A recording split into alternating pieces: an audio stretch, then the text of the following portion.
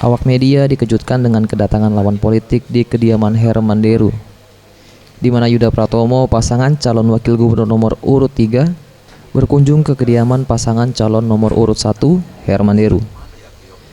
Menurut Yuda, calon pemimpin harus memberikan contoh politik yang kondusif, di mana politik merupakan mitra untuk membangun daerah yang lebih baik.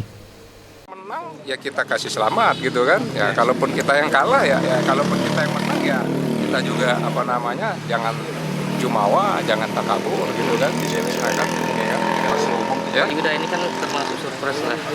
Sebagai lawan politik tapi masih bisa bersilaturahmi. Oh iya dong. Iya, ngapain nih kak? Katanya nanya sebagai lawan politik, kita ini tidak kati yang namanya lawan kak. Mitra ya. Tadi kayak dari ulang ngomong, kalaupun dia yang berhasil, dia nak ngajak yang lain mungkin yang belum berhasil. Itu. Iya dong, ya kan? Inilah Sumatera Selatan gitu loh kan. Yang jelas ini saling bermaafan. Iyo, ini kan. Selama kampanye saling kritik ya. Gusti Putu Sumertayasa, Sriwijaya TV.